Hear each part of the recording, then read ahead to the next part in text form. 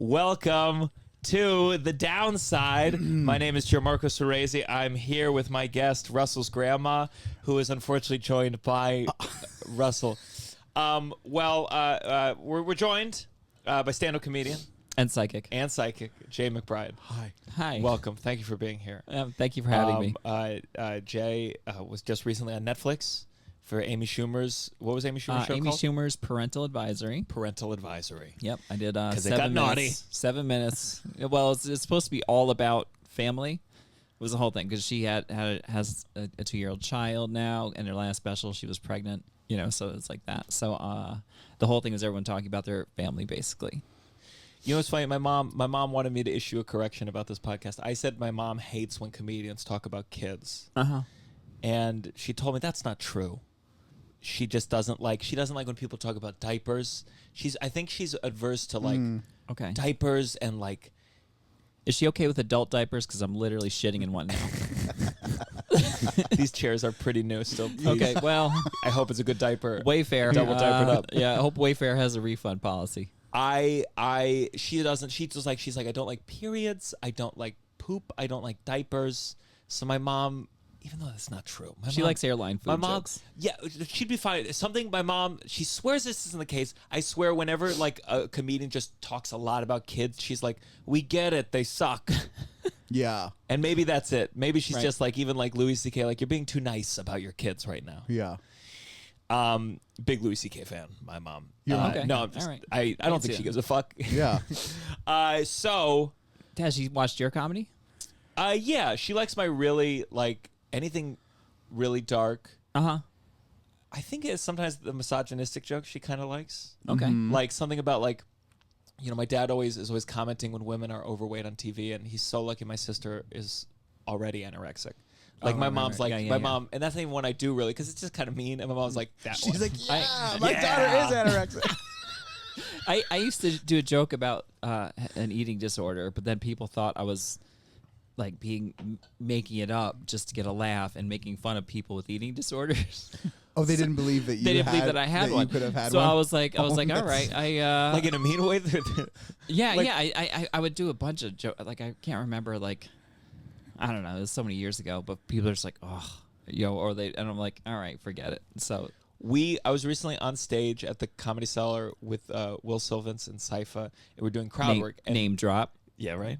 And they were talking to an audience member who was like talking too much, and the audience member was like, "Sorry, my teeth fell out of my bag or whatever," and they were confused, and I knew right away. It was fake teeth because of an eating disorder. I just like put it together, and I let them like go like, "Your teeth? What are you talking about?" And then they said, "I have an eating disorder," and the crowd went. It's interesting. Wait. So they had they took Veneers or Right, some right. kind of maybe a retainer. I thought you said her fills it. tooth fell out of her purse.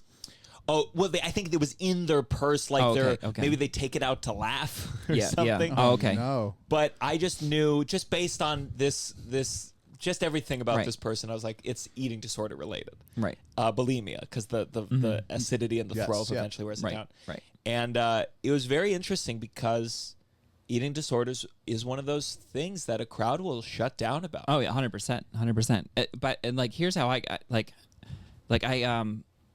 I also I'm terrified of dentists, so I don't want to I'm terrified. So I started when I would throw up, I would immediately just chew an antacid or two and then spit that out to try and counteract the acid, and then You try to pH balance your teeth? yeah, 100%. Which so I was like, I would do that. So I would go through like a shit ton of antacids every day, but I wouldn't swallow it because I didn't want to ruin my, the chemistry. So you Yeah.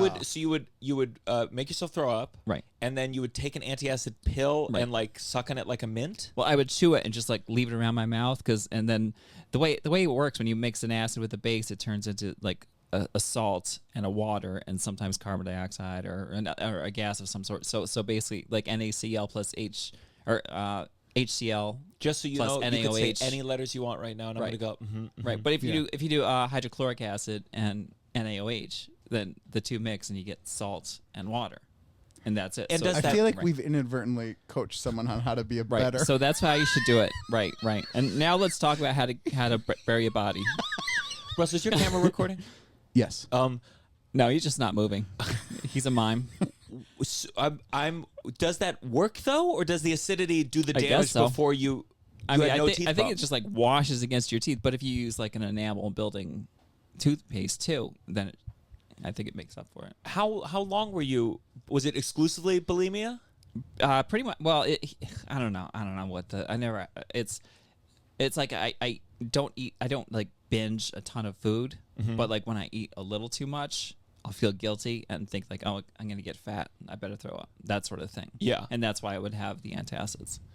So, but then I just get to a point. I'm like, just eat less. You know, and just I have to force. So I hate wasting food. So if I make too much food, I know I'll try and finish it. And so now I just have to be smarter about like only do half portions or something like that. You know. But I remember there's some commercial. It was for a dieting pill, and I guess this is the technique some people do, where like when they're full, they pour the water on their plate to like ruin the meal. oh, Like it was, but then like I think some other people.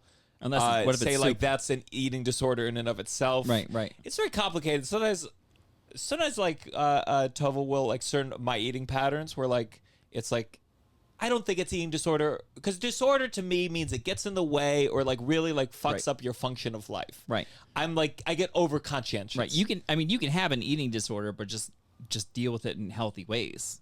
You know, that doesn't mean your eating disorder is gone. It just means you're dealing with it in a healthy way. So if you pour water on it, that sounds like a way to just stop you from doing something that could be dangerous. Sure. You know? I'll take one bite of cake, pour water on the whole wedding cake. Be Right, like, sorry guys, right. it's over. It's over for the day. Right. I'll Just rub it on my face. My moment, like I had the biggest phase I had like as an adult where I like changed my eating habits was I had a roommate and he was a gay guy and we were close and I would like be in my underwear most of the time during the day, and I remember That's one so time sexy. not this underwear. I mean, though. the This two was of you like together. H&M. Yes, the two of us together, and I said to him, I said, I'm in good shape, right? And he couldn't respond. Wow. Oh. And I went to my room and I cried. Oh. I cried. Probably 23. Right. I was in my And- underwear, bent over fixing the sink, and I was like, "Hey, you."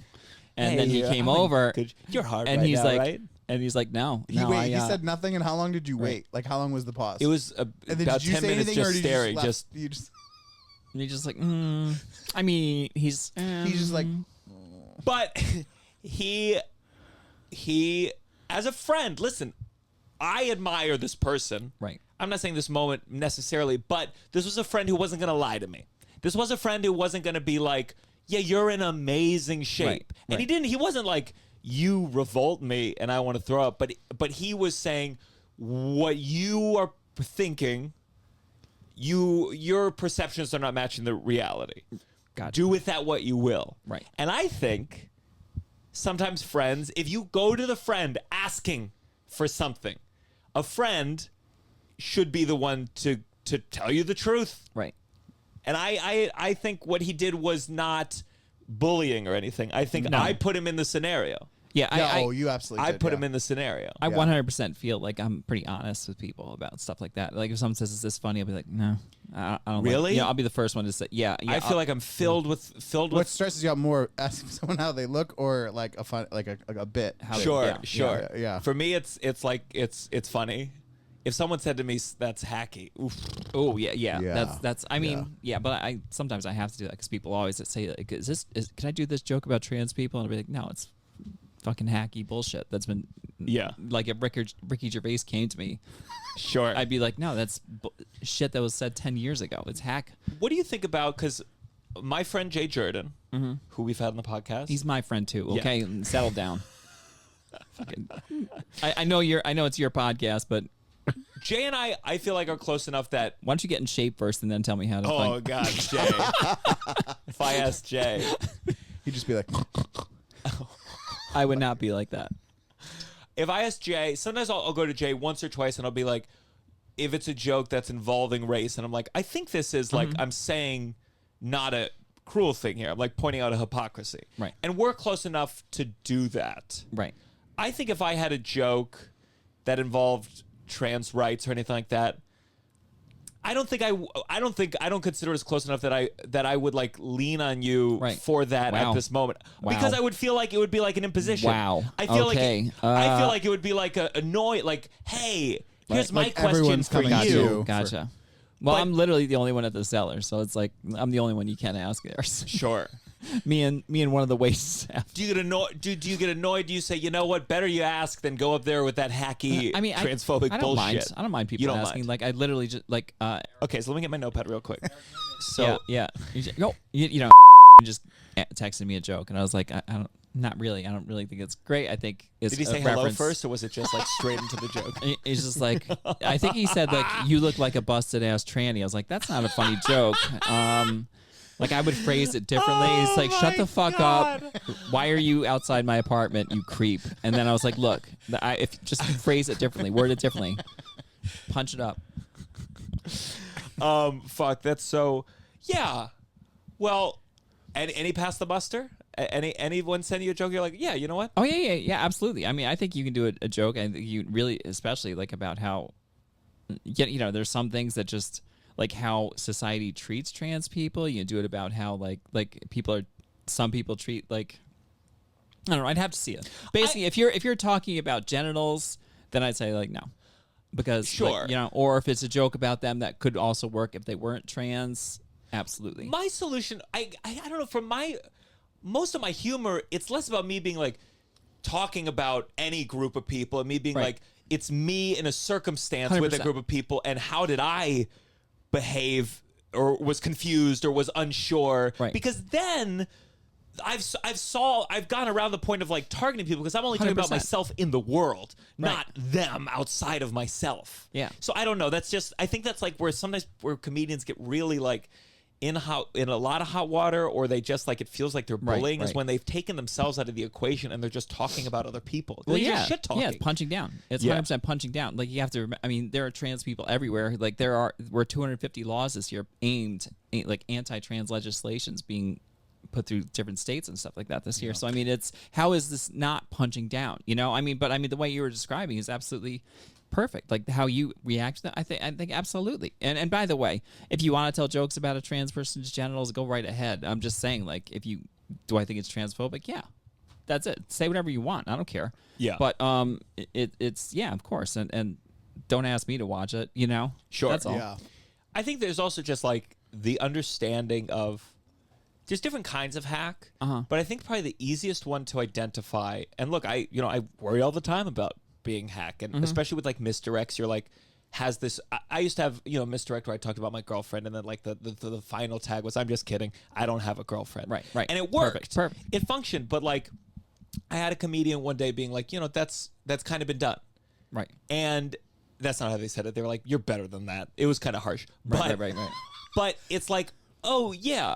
And it has been done. And now that I'm around, or like the misdirect of like, who was the thing that said the quote to you? And I was like, Dad. Like the misdirect, Right. of, it was your Yeah. dad or mom Yeah, saying it. yeah. And it's like, it functionally makes sense. That's trickier. But one kind of hack that I think every comedian should be aware of is like, would your non-comedian dad, mom, uncle, friend make this same joke? Like the reason fart jokes are hack, I think, is because anyone on the street can tell you a shit story that they shit their pants. And the joke is they shit their pants. And so you're not doing anything worthy of putting it on a stage, paying tickets for it, because Right. random, you're my dad. Okay. And so especially like really easy transphobic jokes, like, and I was like, and I said to her like, hey man, like, it's like, that's any bad politician Right. could make that joke, so it's not even clever. Yeah. Yeah. I mean, my favorite thing is like, it's like, it's weird day to get trans girlfriend because I'm like, her dick's bigger than mine. It's like that's like Yeah. as hacky as it gets. You know what Yeah. I mean? And people still do that stuff all the time. And but I don't know. I think there's something like fat jokes. You could write fat jokes all day long. It's do? Yeah, it's absolutely I can and easy I to have. do. And like you can about if you wanted to say like something like I'm a little overweight, or if you call yourself fat. I'm not going to call you fat. No, I but call myself fat. if you do that on stage, of course that's great. But I mean, if I did it, then it's just like it's bullshit. That like it's easy and it's tacky and it's bullshit. And I feel like I used to. I think like if someone tells you something's like punching down, you have to weigh that into your equation. Do you want to keep double down and do it, or do you want to pull back? Like I used to tell this joke about like I used to try and frame it as like how my dad was racist. Like I grew up in a small town. I didn't even see a black person until college, and I feel like my dad definitely was racist. Like I remember like little things he would do, and I tried to tell this joke, and then I would say something that was a joke about like a joke sort of thing that he said about black people, and it would always get a laugh, you know. But it was in Albany.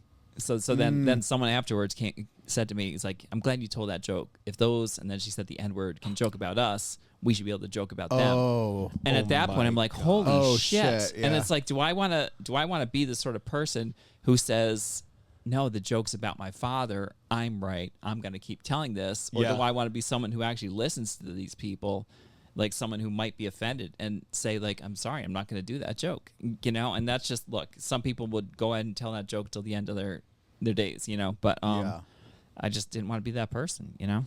That's a really, and there's some people who'd be like, yeah, whatever, it's just a person. Right. But like, that's the decision you have to make as a comedian. 100%. Yeah. And like, believe me, I'm not trying to tell anyone how to do comedy. I'm just saying, you know, the people I respect are the ones who don't do that, you know? What was the trans joke you were telling me last night, Russell? Oh yeah. I just joke. But is there a joke you ever got rid of, a sketch that you're comfortable sharing?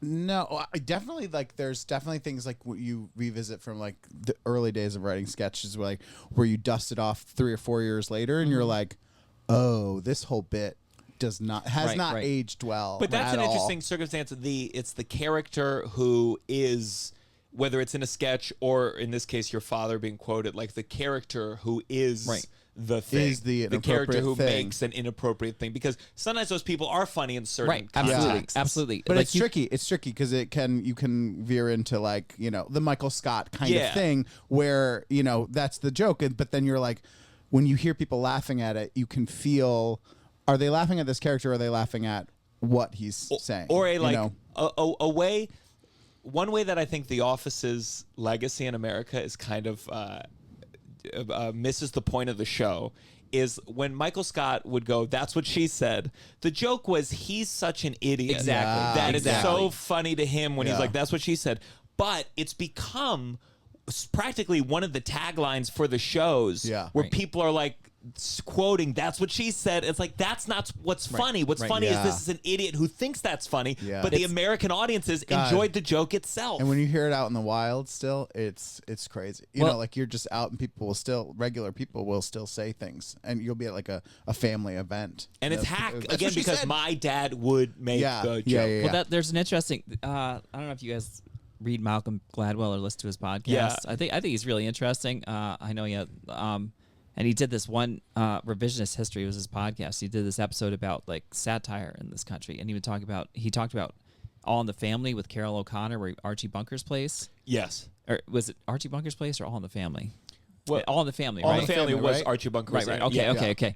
But he would say all these racist things, and so like liberals would love the show because he was showing off this like buffoonish person as a racist, but then conservatives would watch it because they agreed with the racist shit he said. Yeah. You know, it's almost like Colbert a little bit too. Yeah. And it's just like it's weird. It's just fascinating. Well, it's a little like Hamilton. Like when that first came up, both liberals loved it because of the casting and the thing, and then conservatives are like, yes, the founding fathers, raising yourself up by your bootstraps like that. Yeah. Both people liked it. And then eventually liberals were like, you really neglected slavery as like part of their thing. Yeah. And conservatives are like, wait, I don't like black people, so why would I watch it?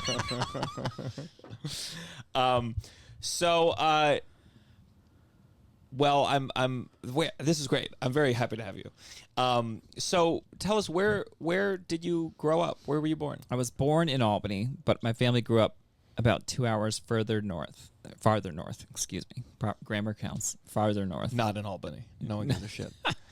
Like an hour from Canada, town called Westport, New York, and that's where I grew up, and that's where I went to high school. That's where I graduated. Did you go to Canada a lot growing up? Yeah, we used to go to Montreal about like once a year or so. Did you see JFL like as a kid? No, Okay. nothing like that. Nothing like that. I wish. I don't even think I knew it existed. Like I didn't even know comedy really was a thing until like I think it was like cable news started doing like Friday at Caroline's or whatever that Caroline stand-up show. They would have it though, and then Comedy Central would have specials, and that's where I would start to see it. And I would also like when I was I would sneak down and watch Letterman because that was the cool thing to do. You know, still. So I would watch that, and there'd be like I'd see stand-ups on it, and just be like Jake Johansson was the first stand-up I think I ever saw. Do you mind if I ask how old you are? Yes, I'm not going to answer that. Great. So I'm over 40. I'm older than you. Okay. I'm more, Are you happy? I'm the happy? I'm the Conan era. Like my Letterman was Conan. Yeah. So it's just that's all. Yeah, it's Conan more about was, like what was the media. Conan was the cool. Right. Because like weird. they had didn't he started like Triumph? Yeah, Like the yeah. insult And the comic dog. masturbating bear. Oh, like God, it yeah. was. Yeah, it was. yeah. You're 56. I'm 60s. You're 60s. Yeah, 60. yeah, You look fantastic. Okay, so you tell me about your family. What's the brothers, sisters? One older brother, 2 younger brothers. Both parents dead. Both parents dead. Yeah. They died of embarrassment when I transitioned. They immediately died of embarrassment. Got it. Yeah, Immediately. Did they put it on the tombstone? That's pretty brutal. Right. Yeah, they're like parents of 3 children and a trans person. And it's It just added on at the right, like, and like and like there's like the graveyard and then like a plaque underneath, like, and also this asshole who literally killed us. How old were you when you transitioned?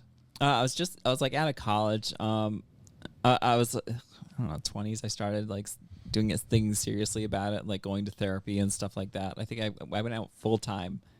With you know, it's almost like that like Grinch story, the Sneetches, you know? It's like I went into my apartment, a guy, and I walked out the next day, a girl. That sort of thing. I did that 15 and a half years ago.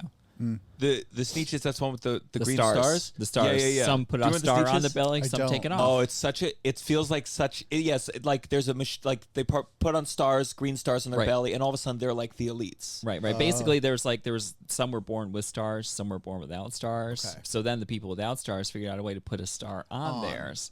And then, so the ones with stars were like, oh, we don't want to be associated with them. So they built one that would take the stars off. And then it was like this like infinity loop. It's kind of like comedians with podcasts. Right, And I'm at the end where I'm putting the star on just as everyone's taking it off. Yes, Right, yeah. exactly. And I'm Yeah, like, exactly, that's the cooler thing Right, now. right. Yeah. We should quit. Oh, we should have quit already. Right, yeah. right. We always keep playing. I keep forgetting to play the intro music. Yeah, I almost said something. The Downside with Gianmarco Soresi. That's good. That was a new track we're using by Jaye McBride. Sorry, Douglas. We found a better tune. So when you Go ahead and play your song. I'm sorry. no, it's no, weird no. now. Now it's weird. If You know. someone We'll says play it at the something end. We'll sad, play it I'll at the play end. it. It's fine. Yeah. This. Oh, by the way, this is The Downside with Gianmarco Soresi. Yeah. A podcast where we celebrate the negatives, we Right. debunk silver linings, we complain freely Yes. and happily. If you enjoy us, check us out. We're gonna be reactivating the Patreon soon. We got some big announcements coming up. We do. Hopefully get some branded content soon, so I can get some money in here. Nice. And I have nothing else to say. Nope. Right. This is literally the back of a moving van that you just dressed up to look like a room. That's how. Yeah. Yeah. I want to get some lighting in here. We just have this. I think I said this before. I had an old roommate back in the day, not the one who told me I was The one who told- obese, right. a different one. And I had lamps like this, just one light. And he would say, he had a deep voice. His name was Torrance. And he'd say, "It's like the beach in here. It's like the beach. This is the beach." He kept calling it the beach because it was just way too bright right overhead. And it's the beach in here. I don't feel like it's a beach in here. No, but- I don't either. No. I don't either. No. I'm taking my girlfriend's birthday is Saturday, and I think we're gonna go to The beach. the nude beach. Ooh. There's a nude beach. If you go to Hold on. Rockaway, Take your shirt off. Let's see if you're in shape. I'll tell you. I'm gonna say no regardless. Oh man. Oh, if I started crying. You're both going. Are you going with people? Or that's just the two of you. Absolutely. If we're going to a nude beach, we're going with no one that I know. Well, there could Right, be why people would you- there. yeah. And you just told. Well, I guess this. Is if not we gonna went come to a out. nude wait. beach, yeah, that's not going to come until after the birthday. Is there one in New York? If you go to Rockaway Park, if you walk further, there's a nude beach. Now, I don't know if this is like topless, but I think it's nude. This is more her thing. Right. I don't really care about being nude. I get nothing of being nude in front of people other than like a little bit of paranoia about my dick size. Uh-huh. That's all. I mean, I think that's every guy. Yeah. Yeah, I would go there with a giant strap on. Just walk around like like a fucking like 2.5 feet, like one Yeah. that like 2.5 starts feet? one Yeah. that starts to sag because Like it's so long, you comical. know. When you Right, were tired, right. you could just lean forward and do Yeah. a tripod, Right, just like exactly, hang there. exactly. Yeah. That would be a good sketch. And Are I you- would like are rub you- rub lotion on it. Would you rather it be like very crowded or have like 2 or 3 people? You know what I mean? Because Some if there's guy only with like a- Would one you other rather? person, that like you're just naked with that one other person, or would you want a lot of people? I'd around? rather have super crowded. I think what I would You'd feel rather have a lot of small dicks. just a lot of small dicks, dissipate. just so we got an average. Yeah. Because if you have 3, what if you happen to have the 3 biggest hogs Yeah. around, and Wait. you're like, well, this is just a statistical anomaly right now. Were you born in? You weren't born in Italy, were you? No, Okay. because there's a lot of nude beaches there. No, because I was gonna say like, plus if you're circumcised or uncircumcised, that's another issue. I but am I'm not gonna- uncircumcised. Okay. No, you No, are I mean circumcised. That's what I meant. In my head, I was like, I don't have the thing. I'm circumcised. Yeah. How the fuck you know? Well, because you talk I've about ta- it I every talk 2 about it. seconds. I would laugh my ass off. It was literally just you, your girlfriend, and a metal detector with a giant schlong. Just like he's just like this old guy with his balls to his knees and like a giant. I like dick. that. I like that. And you're I just like, ugh. I just remember the guys in high school who would be like, "Oh, I'll whip my dick out right now." I always thought like, "Oh, they must have a big Right. cock," because I wouldn't do it under What was the extraordinary conversation leading up to circumstances. I was just like, "How was your weekend?" No, I just remember some guys like, I don't know the context, but it wasn't appropriate. Definitely not good. But they were just like, "Yo, fucking, you want to see my dick?" And be Yeah. like, "Okay, they must be well endowed." Did you play sports in high school? Not really. Okay. But I had a friend who was deep in soccer, and I will never forget. Like he played soccer at Stanford. Balls deep in Balls soccer. deep in Balls deep. soccer. And I went to so many musical theater programs. I was in a lot of like gay environments where the majority of the people there were, at least the men, were gay. And I remember I was at his. This was post college. I was with like all his soccer friends. They were going out clubbing. I was just hanging out with him. This was not my thing. And these are like I'm sure. Some of them are homophobic. I'm sure they're just not very gay friendly people.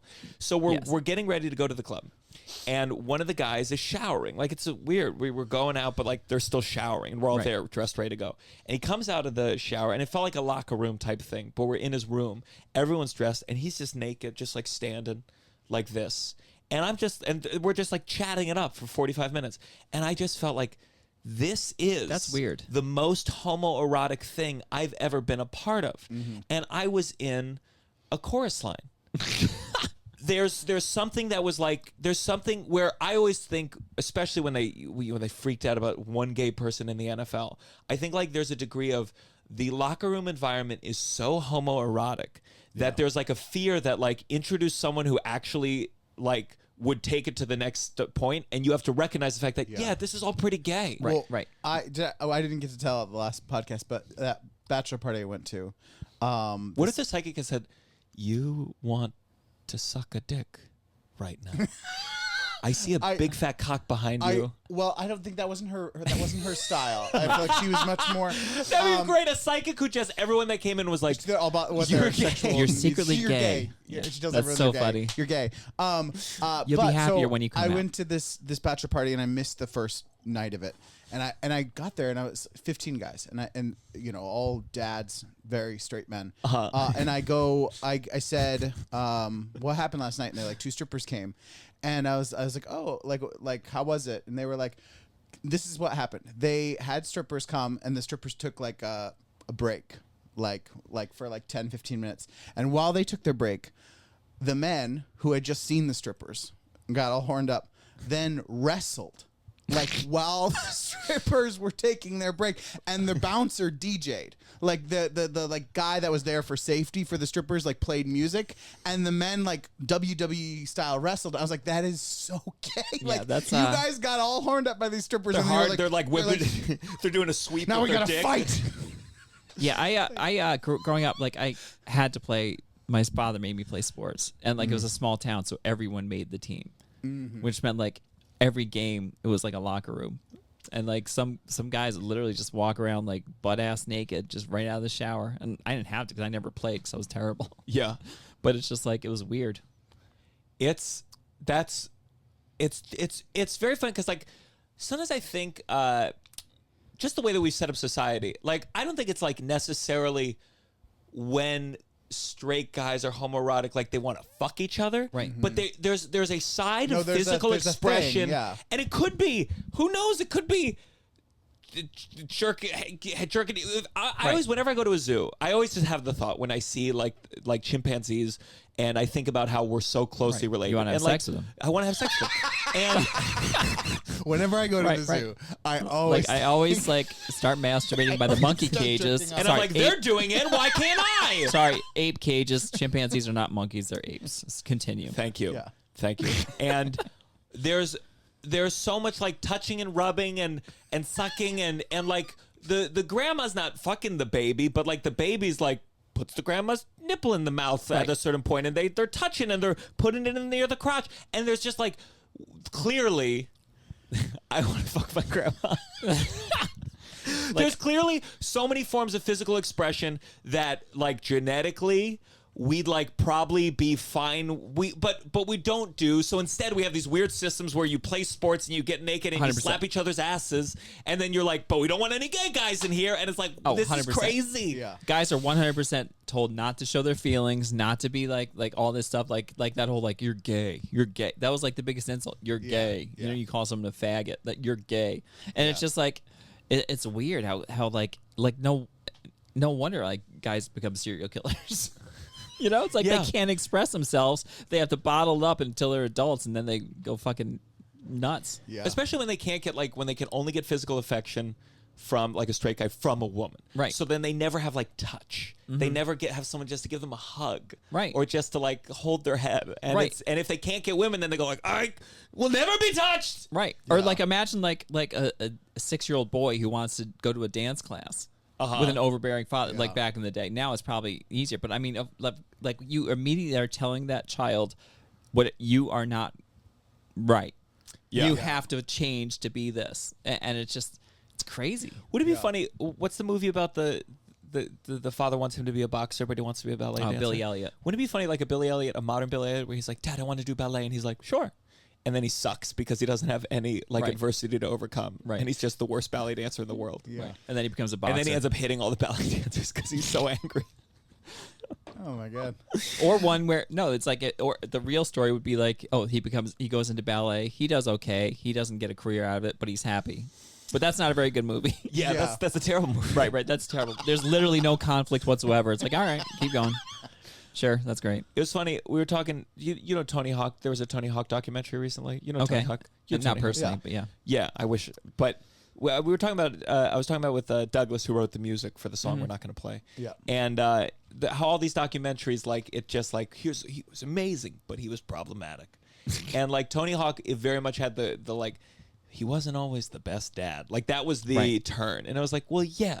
Because you don't make documentaries about good dads. No. You make Yeah. documentaries about bad dads. Right, Yeah. like VH1 had those behind the music specials Yeah. back in the day, and there's always be at some point like the musicians just like, and here's where they went on heroin, you know, and here's where they died, for, you know, like how someone woke up with a needle in their arm, and then they did one about Weird Al. It's like, yeah, he was fine. Yeah. he was nothing, no problems. Yeah. Bradley Cooper recently came out saying, I used to be addicted to cocaine. Uh-huh. Yeah. And I was like, that's not really a deterrent because, oh no, what's one of the side effects of cocaine? Being Bradley Cooper. Right. Yeah. Maybe we should all get a little addicted to cocaine in our Right. 20s and then recover from it. Get Because a then lot we'll of be shit done. a movie. We'll get a lot of shit done in our 20s. Be very motivated. Right, to, like, right. accomplish tasks. I just think Yeah. like really successful people talking about their addictions that they overcame, just sometimes it's like, oh, well, Yeah. yeah, that was part of it. That was Yeah. part of you becoming this thing. So Yeah. do cocaine. So you did sports. So your father was a do sports. He was very like you know, macho guy, you know, like one of the things I always tell people, like when I didn't know what trans was, you know, there was none of that when I was growing up, but there was a show on TV we were watching late at night. It was like, and then they showed like all these, they called them female impersonators at the time. It was basically drag queens or trans people. It was people who, you know, that was their job. They would just be women, you know, like someone, obviously we're mid-transition, but But like, what do you mean they would do it for what? like there were these places that would hire female impersonators as entertainment. I see. Almost like drag, but it wasn't as over the top. It was more, you know, but so I remember I was looking at this and I was like, holy shit, there's some people like me, you know, these and then my dad walked into the room. How old was it? How old were you here? I think I was like 12, probably 10, something like that. And my dad looked at the TV, looked at us, me and my brothers, and said, like, if any of you turn out like that, I'll kill you. Oh. So that's the kind of guy he was. And it was like, clearly, like, he just, like, I was always very effeminate at times, but someone would be like, you can't, like, I held my books like against my chest, and someone's like, girls do that. You have to hold it against your side. So I was like, oh, okay. So, that sort of shit, so I hid it as well as I could, but I also knew, like, yeah, he's not down. And were your 3 brothers, right? Yeah. Were they masculine dudes? Pretty much, yeah. Yeah, they were all good at sports. So you were like the odd duck of the family. Yeah, absolutely. How did your mom react? Was your mom like the same way? Like, what are you doing? Put those books to your side. Right. She pretty much went along with Dad for the most part with everything. I mean, like Dad would beat me once in a while, but she would never do that. But then when my dad died, she sort of became like, grew into her own a little more, which sounds hacky to almost say that, but That's almost like, but yeah, it was like he was pretty overbearing, and then when he died, she sort of became her own person and completely different, and she was like my biggest ally at the end when she died. Wow. So it was great. How old were you when your father died? 18. So this was before you had transitioned. Right. Was there anything in terms of like? So as far as your dad knew, that you weren't. Yeah, no, he probably thought I was gay or something like that, or like or just or thought I was gay. You know what I mean? Like I think he would be in denial if I actually said I was gay. He'd be like, no, you're not gay. But he just thought I was effeminate, I think. When did an embarrassment? Did you think I'm trans before you transitioned? Like when you were 18, what were your thoughts? Yeah. Oh, I mean, it was always weird growing up. I always just felt like, being Catholic, it's almost like I was a mistake. I felt like God fucked up somehow in the machine. It was broken. I was on the wrong thing. So I would just be like, well, I guess I'm Catholic. I guess I have to pray that I wake up tomorrow as a woman, as a girl, And that was it. It's like, that's just what my thinking, But it was. Wouldn't that be a better religion? Instead of like Jesus coming back from the dead, it was like one day, right? They woke up as a woman, right? And they felt like perfect. Oh, heart, yeah. So that's a principle. Would be a great miracle too. But also, if that happened, then I wouldn't be blamed for it. So I would avoid punishment, because God did it. Yeah, you have to accept it, Yeah. But But then, then later on, the internet was starting to happen, and I'd be like, oh, okay. Then I started to know what exactly. So that's where you were getting information from. It was like the boom of the internet. Is that where you started I think that's at first when I went to college, after I was taking psych classes, and every once in a while they would talk about trans, and that's that's where you started to get But even then, it's one lecture, But then it wasn't when the internet came out, and when I started working in a bookstore, and then I'd sort of sneak books when no one was looking and read about it. So when your father passed away, were you close to him at all, or were you? No. Yeah. Yeah. No. And then when your mom passed away? 6 years ago. 6 years ago. Yeah. Yeah. And was your mom ago? Did your mom ever say I'm sorry, or was just more loving and accept No, she was. I mean, I think when I first transitioned, it's it's sort of it took her a while to come around. I don't think she was I think she sort of had this no, this is just a phase or whatever. And then something just sort of clicked for her. Mm-hmm. I think when she visited, we actually had a really cool. We just hung out, went to Boston. We had a fun weekend, and I think from that point on, it was just oh wow, it's we had a really close friendship. We never really talked about my father. It wasn't. That wasn't going to happen, but And what about your brothers? Because you have a joke about one of your brothers. Yeah, my oldest brother. Funny. I haven't talked to my brother since my oldest brother. When I came out to everyone, I came out a few months before I fully transitioned. So I sent this email out to everyone, and that was the last time I talked to him. The email was fucking that's how I came out. I mean, it was that was November of 2006. So it was almost 16 years. And so I sent this long email explaining everything. And, then it's 2:30 in the morning. I finally send it. then I get this error message like, there is no subject in the subject line. Would you like to? And I'm like, oh, you motherfucker. Like, you fucking motherfucker. What subject did you go with? Yeah, it's like, gonna be? right. Open for a surprise. Forward this to 10 of your friends, or you'll be cursed for the rest of your life. Right. I was like, what's up, y'all? Yeah. And that was pretty much it. And it was just to And the never joke responded or responded like just never said well, anything his back. response was something really like, he did bitchy, like oh fuck this, you guys can handle this or something, something like that. Like I very think he thought dismissive. everyone would be on his side, but no one was. Wow. wow. Yeah. Do the other siblings talk to him? Like, do they have relationships? They do. Okay. They do, and it's that's part of it. It's like I would have liked to have reconciled before Mom died, just for her sake. But now that she's gone, it's like I don't really see the point in it. Yeah. Were you all at the funeral together? Yeah, that was weird. Oh, It that's was so weird. awful. I'm So sorry you have to fucking deal with awkward. that. Yeah. So awkward.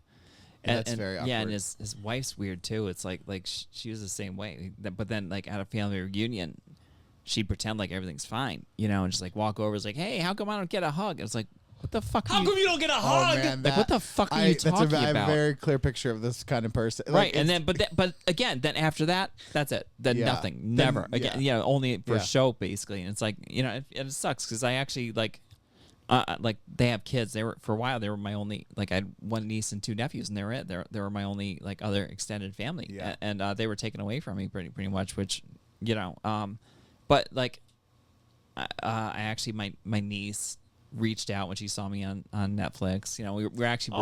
We've been following each other on Instagram for a while, but she sent a nice note after that. And it was that's kind of sweet. It that's was really really sweet. cool. How old Yeah. is she? She's 20 something, 22. That's so nice. Yeah, it's Wow. really cool. I think I could honestly see us meeting and having coffee someday. You know what I mean? Yeah. And it'd be really cool. So That's such a, none of my siblings have kids yet, but it's a dynamic I don't know yet. But Right, the right. degree of these it's their kids, Yeah. they're your family, Right. Yeah. but you have no say. You're at the Yeah. behest of whatever the sibling decides, and if you and the sibling have a disagreement, Yeah. Right. like yeah, that yeah. becomes a poker chip in a terrible Yeah. kind of custody like way. Right. I'm familiar with custody battles between parents, Yeah, and yeah, it's just yeah, like yeah. a kind of an extension of that. Right. Well, this is and almost like I can't hold the kids responsible for the yeah. I grew up as an asshole because my parents were that way. Like growing up without in a town without black people. I know I was raised racist. I know it took a while to I still I still realize I'm probably racist. I don't think you can grow up white in this country without being a little racist but you have to work at, Sure. Yeah. And also like we didn't know any Jewish people, so I'm sure I was anti-Semitic, and we didn't know any anything, we didn't know gay people, so Yeah. every step of the way as you meet black people and Jewish people and you start to realize oh wow, I'm so fucking if his kids grew up transphobic, I'm not going to hold that against them. You know what Sure, I mean? sure. It's Yeah. that's it's just you have to give people a time to, if someone's willing to change, you can't shut them out. Yeah, I guess I don't know. I always felt like I had this hope that with social media, younger generations would be more accepting just because Right. they had exposure. 100%. Or they had a friend, or they followed someone who was like, oh, I Right. like this person and they're trans, so then I'm cool. But then there's this at least I'm getting from Twitter, this crazy kind of new backlash. I mean, it's not new, but it's newly focused and crystallized, and it's trans people, and now it's drag queens, and it's just it's so crazy because I guess I thought, and it's foolish. This is a naive thing where I was like, oh, I thought we were moving in this direction, and right. it feels like this faction is no, we're gonna Yeah. move way back. Yeah. Well, conservatives, the right wing has moved further to the right. The fringe right wing has always hated trans people, always hated gay people. They always wanted to repeal gay marriage. They always wanted this. But the quote the middle of the pack, the more socially liberal Republicans have just gone further to that direction because that's their platform. And, Yeah. and it's just it's that's just become more. They're more and more like that. And I think the shit that I see, I don't know. And now it's I if someone, I can't imagine if you have parents under this age, which is even worse than when I grew up in. Yeah, Yeah. There was that documentary on Netflix. I forget what it was called, but it was kind of about how trans people were presented in the arts. Oh, yeah. Disclosure. Disclosure. Yeah. And it was just fascinating of just oh wow, it's again, naive thought of like, yeah, this has always been around and Right. exploited and used, and like people.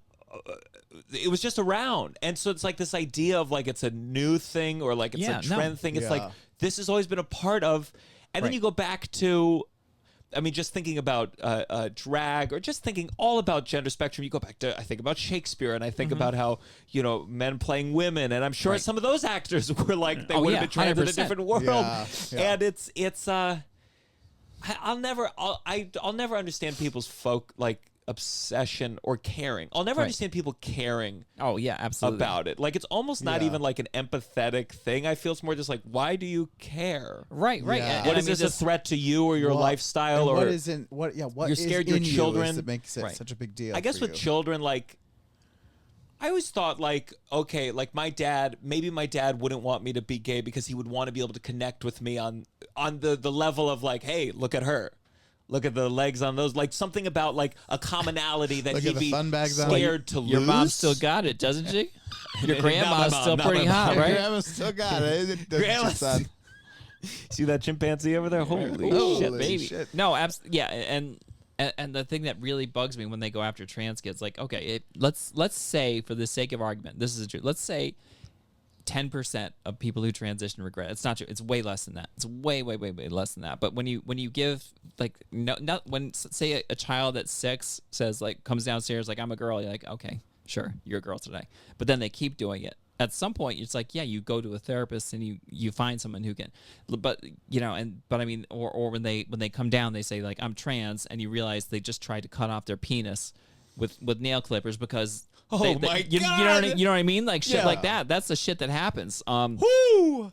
That's not the same as saying like I'm a dog. It's totally different. Yeah. And like people are so concerned that they don't know what they're doing. They're gonna even if 10% of people regretted transitioning, and it's not that. It's not. It's Yeah. like it's a fraction, but that doesn't mean we need to stop treating that 90%. We need to get better at diagnosing them. If someone's like people are misdiagnosed as having cancer, that doesn't mean you stop treating cancer. Yeah. And that's what I try and tell people. Like this fraction of the people who like, if you want to make an argument that like because testosterone is so powerful that like maybe like you shouldn't be able to get on testosterone until you're 18, like for those assigned female at birth, I could see that because it's so irreversible, 100% irreversible. Yeah. Like estrogen for the most part, yeah, it's pretty much reversible. Like the puberty blockers pretty much reversible. Testosterone not so much. If you wanted to say like, okay, puberty blockers, yes. Testosterone, no, until you're 18. Then you're an adult. You do whatever you want. Fine, but for the most part, it's like kids know what they're doing. And a lot of the time, people like say an 11-year-old says they're non-binary. What is that? All that entails like you just say like, okay, I'm calling them they them for a while. Sure. That's Yeah, it. yeah. That's literally it. They're dressing different. They're wearing clothes. Yeah. Maybe they're cutting their hair. The fact that it's not what you're used to, it's nothing. It's absolutely Yeah. nothing. And let's say that kid is like for that kid, it's a fad for them. Then Right. Fine. like all fads. I Yeah. went through a skater boy phase. I Right. went through a golf Right. phase, and my mom Exactly. threw away some of the clothes that I bought because she hated them so much. Right. But it's like just let me wear them, and Yeah. if I'm Right. not Yeah. into this, I'll Right. move on. And by the way, if a parent just tries to push against it, that's only going to reinforce it more. Definitely. Yeah. So I think it's one of those things where it's like maybe when the parent does it, like if they really want the kid to stop doing something, the parent needs to do it too. Right. So maybe the parent should. there you go. transition. Exactly. We're both transitioning too. We're supporting you. Like, and they're like, fuck it. I'm straight. I'm super straight. Oh my god. Oh my god, that'd be so fucking funny. So you went to college. What did you study in college? First, I went for psychology. And then I went back after I transitioned, and I got a degree in math. So those are the two. And what did you end up doing with that math degree? This. Yeah. When did you start stand up? Right after that? Well, I went back. Yeah, I pretty much. Yeah, I think I started after I transitioned. A year later, I went back to school. Then a year after that, I started doing stand up at open mics. Wow. And did you start in New York? No, Albany. Albany. In Albany. I did that for 5 years or something like that. Like the Funny Bone there? No, the Funny Bone wasn't even open. There's only one club. It was called the Comedy Works. It was an amazing club. Really? I mean, it sucks. It's like a Dunkin' Donuts now or something. Which Is it connected to the Denver Comedy Works? no, not at all. Okay. Not at all. It's but amazing the lack of names. I know. Yeah. Comedy Yeah. Works isn't even okay. Well, I mean, apparently the guy who ran it, like the Nickies, the dad had a store called the Deli Works. That used to do deli stuff, and then in the basement they would do comedy, so they called it the Comedy Works. That's where that came from. But yeah, so I would do it there. But they had open mics, and it was like, so even like I didn't even perform at the club for a while, but they were like Friday, Saturday, Sunday. There was a mic at 3 different places. I would just do that, hang out, and keep working at it. And then, but eventually you get good enough, and then I was doing like featuring for people as I went through the Comedy Works. That's so cool. I was doing like 5 years in, and I'm doing like 4 half-hour sets, which you can never get that in New York. Sure. You know? Yeah. So it was a good place to really get going, and then I worked more and more. Eventually, I moved to LA for a year, hated it. Then I've been here for like 5 years. What did you hate about LA? Because I hated the people, I hated the driving, I hated everything. I hated the comedy scene. comedy scene is rough. It's the worst. I mean, like really, if you're not, unless you're like a regular at all these places, like unless you're a big name, you're lucky to get like 5 spots a week. Sure. Usually it's like 3 a week. I went there. I did a show recently. I was at Laugh Factory, and like the lineup was movie Right, stars. 100%. I mean, I was lucky to get the time on Right, it. 100%. But it was like people with huge followings, and Jack Whitehall, and Right. Aida Rodriguez, and I'm Right, like, right. oh god. Yeah. And so you've been in New York only 5 years. Something like that, yeah. But I mean, I knew so many people going through the like so many seller comics would come through the Comedy Works. Yeah. I would like meet them before, and I knew them before. So, Any idols? Were any you were super close to? I think like I don't know. Like I remember like Mitch Fatel was probably the one that I was really like super excited to open for. Yeah. He of course he moved out of New York now. I think he's in Arkansas or something like that. But God, yeah, he's raising it like he and his wife had a child, so they wanted to go someplace quiet. Like he was great. Bobcat Goldthwait. Like I still talk to Bobcat Really? all the time. Yeah, he was like, I got to feature for him. It was just amazing. So yeah. And I am always curious, like with in terms of your stand up, like, obviously when you go on stage, I mean, you have some jokes where you're like, you guys can tell I'm trans, right? Like you always, it's like a degree of like addressing it that has to like occur at least in the beginning. Yeah. Is there like, do you ever get exhausted? Do you ever want to like, you just want to be like, I have other things to talk about? 100%. Even when I think, and I've said this before on this podcast where it's like, I want to have you on, and I think of it, we're joke Right. people. Right, And right. so like, and there's this degree where I'm like, oh, I'm so interested, of course, in the story. When did you transition? What was your dad? But then there's this degree of like, I'm sure every fucking person asks you this fucking question. 100%. And it's like, sometimes I don't know what to do as an interviewer in terms of, we talked, I believe we talked about coming on the podcast originally, and you said you had been on a podcast, I hope I'm not speaking out of turn, where like, it felt like you got there and it was like, today's the trans show. 100%. Having it several times. I mean, it's not just once or twice. Yeah, no. And I totally feel that. But the problem I find when I run into, like, if I go on stage, it almost feels like people stare at me like it's a Magic Eye puzzle, trying to figure out if I'm trans. Yeah. So they're not really listening if they're trying to figure out that I'm trans. You know what I mean? So I kind of have to get that out of the way. Yeah. And then when I do, it's usually like a relief. And then from that point on, the second, I can do whatever I want. Sure. And to be honest, being trans does affect every aspect of my life. So it touches every aspect of my life that I talk about. I can't talk about dating without mentioning that I'm trans because it's different. I can't mention like what it's like, clothes shopping because my body's different. I every facet, like jobs. It was tougher to get a job when I transitioned. I tell people Like any kind of job? I was working retail for a while, and like as a guy, I was never turned down for a promotion. It felt like I had something like 7 or 8 times. Sometimes people would even ask me if I'd apply for a promotion, and I would get it. But then I transitioned. I never once got a promotion in retail. And you could say that's because that's what happens to women. Or Sure. as trans people, or both, but it's like things like that. So it does affect every aspect of my life, whether I want it to or not. But still, Yeah. there's some things I would just like to talk about, stupid shit too. Yeah. Yeah. Let's go on to our next segment. This has got to stop. This has got to stop. That's the music. That's the Douglas Goodhart. All right. That was quick. Yeah. Oh, he has long ones too. I feel like I'm defending Douglas. That was go quick. long. Are you saying that was long? I'm just saying that was literally short. That was literally this. It has gotta stop. This has got to stop. This has got to stop. Do you have a This has got to stop? I don't even think that was a second long. This has gotta stop. It's like 1.2 seconds. It's short. Okay. This has 1, got 2, to 3, stop. 4. 4 seconds. That's not how you count seconds. Yeah. Okay. 1.5. Fucking 1.3. Greenwich Mean Time over here. Yeah. Fucking metronome. All right. I might do one too today, but tell us what's your This has got to stop. I didn't know I had to name something that has to stop. I think. do you want a second to think about it? No, I think all the people who play loud music outside my apartment, that's got to stop. So what neighborhood? I live in Bushwick. I think it's mostly Dominican still. So most of the music I hear is like, that, like tuba, accordion, loud. Now, if you had music. said now, I don't know. okay, what's Get your? Doug in here. Because like I'm trying to think like if someone was like do Dominican music, Well, I live in Inwood, so it's very Dominican. what kind of neighborhood, music so would it be? I don't know how to describe it accurately, but I when you said Dominican music, I was like, yes, I know. It's very the accordion is specific. There's like literally but accordion some and there's like and brass. some- yeah. and it's almost like mariachi, but not quite. But it's Yeah. also Is there regularity to the music? Is it like certain nights, or is it like just most nights? In the summer, it's all the time. Yeah. It's all the time. I can't. It's so annoying. I used to do where I may have said it before in Harlem.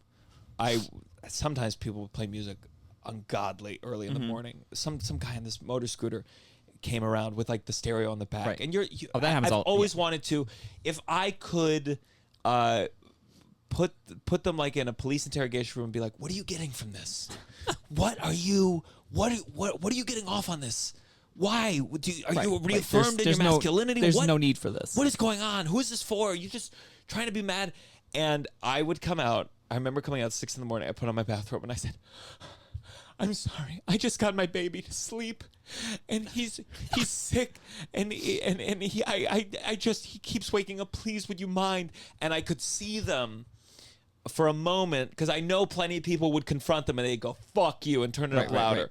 But I would come off as so desperate. I would see them go like, "Fuck you," and then be like, "Fine," and then go off. And it worked. Yeah, That's amazing. And it worked. Wow. And so I had this imaginary. Have you ever been like, turn this down, please? No. I usually just call 311 when You call 311? all the time, all the fucking time. Really? And you do it Yeah. online. Your cops adverse. You wouldn't call 311. You would call 311 if the Right. tuba was. Is in tuba my, this in one? my mouth. No, that's trombone. Trombone. If they were hitting you with the trombone, No, I would- You'd say, "I'm Wait, not that's- calling the cops." When I was That's grandmother blowjob. when I first moved to New York, I was subletting an apartment in Brooklyn, and the way the apartment worked was, first of all, it was just for a month. There was no air conditioning, and it was the summer, and the windows lined up like perfectly with the windows of the house right next door. Ugh. So like you would be like 2 feet from someone. And it was summer, so it's so hot. You have to have the window open and a fan in the window. But every morning, so there was this Indian family that lived right next door. Every morning, this little boy would come to the window and yell at me. And like it would be like 6 a.m. and he'd be like yelling at me. And so the first couple Wait a days. minute, yelling at you what? He would just, I didn't know what he was saying, but he would just kind of like talk to me, but like kind of loudly and like he wouldn't stop. He would just keep, and they didn't have blinds either. And I was like, I'm not going to go buy blinds for this apartment. So I just would be like, I just ignored it the first couple days, but then it turned into like a psychological torture where he would every morning come yell at me and say things, and I would be like, "Where is your mom?" I'd be like, I got to the point where I was like, "Go away, like leave me alone." That boy's And- name is Dev Patel. But it was crazy, and I didn't know who to go to. I was like, I can't call like 311 Do on I the little walk over, boy. knock on the door, and be like, "Your son's talking to Your me son every morning." sucks. Do something with him. But yeah, you have a disgust up. I wonder where that boy is now. I mean, well, he would be 11 years older. Do you think he was like mentally something? No, he seemed fine. No, he was 6. He was like just like a little kid who was, fucking with me. Yes. Okay. So I have a This Has Got to Stop. I guess it's kind of this has got to stop. Maybe this kind of. So I did a radio promo thing. Right. I was traveling. Right, those are always big. Yeah. It's very funny because like sometimes people talk about Just like gotta those are stop the pretty radio. dead. Those Yeah, are oh, yeah, pretty yeah. dead. I've Yeah. done like Right. 3 in my Might whole as well do a touring life. print ad.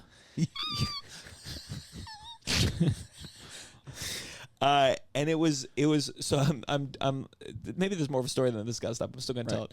We're doing the interview, and then all of a sudden they go to the commercial, and it's for like a politician ad where the politician's like, I'm pro guns, pro life, and fuck liberals, and I'm like, what am I? Where am I? What am I doing? And it wasn't like I was on Compound Media. Like I was just like, oh, I thought this was just a fun little radio thing. Yeah. And it's something that this is more like. And I feel like men do this sometimes where he's telling me this story. He's telling someone else's story. And he's like, and then we were at the bar. I went to this guy. He went to the comedy show. And this fat hag was like, hey, God. buddy. And it's like this moment where I'm like, you can't just call someone fat hag as the first thing you say about them. And luckily... this fat hag did something really insane during the story. So, like, it was like, oh, they're bad. Right. But it was like that moment where I feel like... you lost... Yeah. I feel like this has got to stop is that when you're on when you're having a conversation with someone on something like this, you have to be cognizant of, are you forcing the person into a scenario where they have to agree? You can say, like, I ran to this person, I thought they were like, bah, bah, bah. But, like, you'd like make someone enter. Someone has to be like, hey, don't say that. It's the way that you can't just say that in a way where you act like I'm on the same page with you. Right. Because then I'm confronted with a choice of, am I going to, like, accept your cruelty and come off as a dick? Yeah. Like, it's just something that I've noticed, and I feel like I have to figure out as a comedian because, you do... We had this moment on this podcast, which was funny, and I think we handled it okay. Where someone's "This has got to stop" was Oh, God. big Louisiana women, and then we tried to investigate it. We were like, okay, let's talk more about what needs to stop about those. And then he was like, "That they're so big," and we're like, "Okay, yes." Just as I thought, it was a problematic thought. That man's name was Dave Attell. And that rhymes with Dev Patel. Maybe there's some. I don't know. I think there's something wrong with my head if I'm doing that. And I was fine in that moment. I felt like I was fine because it was like, was my podcast. I was able to. I knew him for a while, so I was able to be like, well, we don't agree with that. Right. Yes. That's on you. If I met a big Louisiana woman, I would probably be excited if she I bet she probably can cook the shit out of food, like Southern but food. it was I would confusing. be ecstatic. He kept saying, he was like, you know me, I he like likes big them, women. and he was sleeping with them. Right. So we were like, then you like them. What is what? It was very confusing. Yeah, and then we said, what about the big men? He's like, they're big too. And we were like, so what? So what about big Arkansas women? They're okay. What about Big Russell sitting across from you? Like, yeah, he's that I was guy. looking at Russell like, are you going to handle this one? This is not my territory. I'm not offended personally.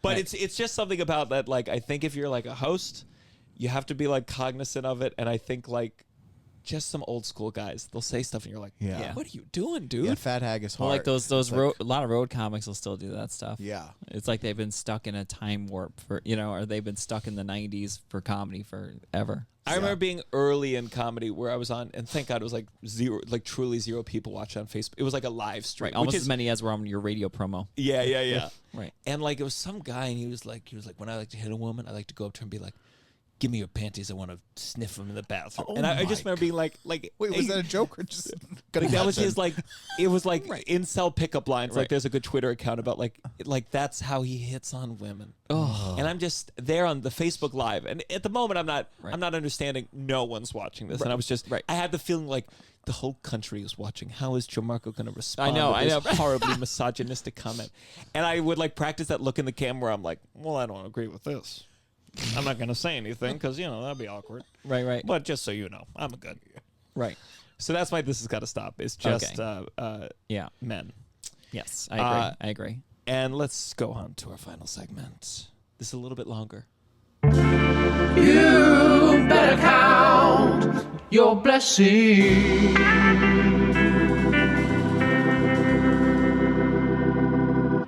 Yeah, that's a good 6-7 seconds. Yeah. I think it was 9. I think you underplay. Do you want to time it? No, that sounds like the worst podcast content. All right, no. I think in the entire We world. can do this shit. No, I no, don't no. care. Let's- It's your no, no, podcast, no, not let's do mine. it. This is the. I'm gonna play the outro music, which is infinite. Yeah. I'm gonna play Okay. it for a long time. Good. All right. Well, how many seconds do you think it is? 5. All right, those at home, take a guess. All right, I'm gonna try to do. All right, ready? Russell on Which button? on 3. Which It's button? the green one. Okay. 1, 2, 3. You better count your blessings. Russell's out. Jay's out. Gianmarco's the Wow. winner. Wow. 10 10 seconds. and a half 10 seconds. Wow. All right. Do you have a blessing, Russell? Yeah, it's really boring. This is What is that? I just have a quick one. My blessing is that we have this Uncle Function thing tonight, and then we're taking a little break. I'm relieved to have the summer a bit of time from Uncle Function being off. So that's my blessing. You need Summer to break. recharge. I do. We've been doing shows a lot, and it's it'll be nice. Yeah. Yeah. My blessing, with a little complaint, I did a short film shoot yesterday. It's been a nice. long time since I've acted in this capacity. Oh, yeah. I forgot how slowly. You always forget how slowly film moves. I mean, you're really if you collectively put all the time that I was needed, it was 10 minutes. Yeah. Right. And it was good. It was Lindsay Elizabeth Hand, my longtime producer, collaborator, produced it. Alex Forstenhauser, friend Oh yeah. of Uncle Function, wrote and directed it. But there was an action sequence at the end, and this is now 1 a.m. We're pushing the time, and as an actor, you're always.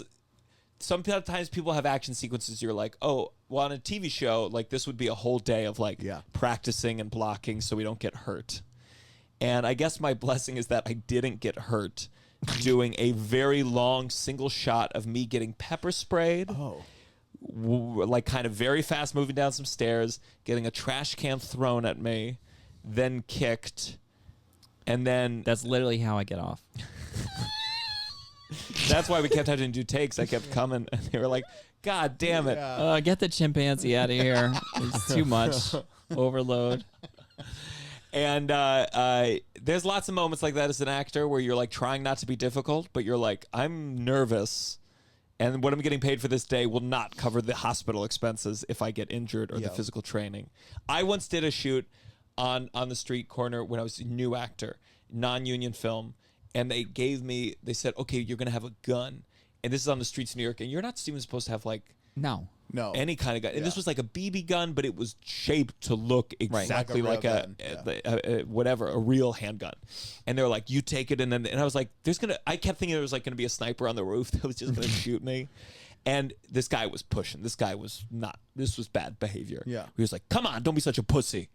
Don't be such a big Louisiana woman about it. Okay. And I remember I held my ground there because I was scared I was going to get killed. And it was freezing. So my blessing is that I did not get injured. I had a great time on the shoot. Alex, it was fine. I did fine. Lindsay, you were great. And that's my blessing, is that my body. But I know I'm getting older. Right. I know I'm getting older, and I know that a twist in the ankle is going to last a lot longer now. Wow, your blessing is that you didn't die. Yeah. All right. Well, maybe we Wow. should be thankful for That's that good. every day. Yeah. That's good. That's good. And Jay, do you have a blessing? Yeah, things are going great. I have my Netflix thing with Amy Schumer. I've gotten I don't know, something like 5,000 Insta followers this week. It's been crazy. What do you call it? Since the word special. Yeah, I mean, I don't know. It's Amy Schumer's parental advisory, and it's 7 minutes on her special. But also, I'm recording an album in July, and I'm Yes. excited about that. So Where are you recording things it? are Union Hall. Oh, What cool. day? What day are Things you are going recording? great. Knock on wood. What day's the July recording? 19th. Great. So you can promote that here. Have you Sure. sold it out yet? Not yet. No. Okay. So this is coming out on July 12th. How convenient. Oh, nice. So July 19th. Where? Union Hall. Union Hall. What times? 7:30 and 10. 2 shows. Great. Yeah. And how long are you gonna do? You gonna do an hour? Probably 45. 45. 50. Yeah. That's really exciting. What's the name of the album? Not sure yet. Probably gonna go with Daddy's Girl. Daddy's Girl. Oh. Yeah, I think that's pretty good. Good. All right, so go check that out. Anything else you want to plug? No, that's really it. You're at the Cellar a lot. Come see us at the Cellar. Yeah, we hang out at the Cellar all the time. Get some good food. Talk tranny jokes. Yeah. All the time. What? I feel like the door has been open. Like, hey, so this joke. Is this you okay? totally say it. You totally say that to me. Russell, anything you want to plug? No, I guess I'll just keep plugging that September 21st show in LA. That's for fine. Uncle Function. Yeah, that's great. Uncle Function in LA, Dynasty Typewriter. Nice, great place. September Great venue. 21st. Great Yeah. venue. Yes. Yeah. Well, if you're in LA, just so you know, the day before that, I'll be headlining the Hollywood Improv Lab. So if you want to see that day, and then Uncle Function the next day, they're not competing against each other. No. Are you doing any radio promos for it? I hope so. I'm gonna go back to that guy. Be like, any other fat hag stories? Let's talk about fat guys. That's fine if you want to tell me like a fat guy story. But again, it's hack. Yeah. Again, it's hack. Yeah. But I hope they have me back to promote next time I'm in San Francisco. Do you want to plug our live podcast? Yes, but you should do it because I don't remember the Great. details. So hopefully Russell will be there. If you love The Downside, come see us live. August 14th, we're doing our second ever live recording, 6 p.m. to 7:30. We just locked down our guest, Usama Siddiqui, who's done this podcast before and is always a good time. So check that out. If you do love the podcast and you listen to this one, you can write me and come with a code word and look at a free ticket. Oh, me? Yeah. I was gonna do. I was trying to think of a phrase from the show, but they're all like long. They're all phrases. derogatory. This They're all derogatory.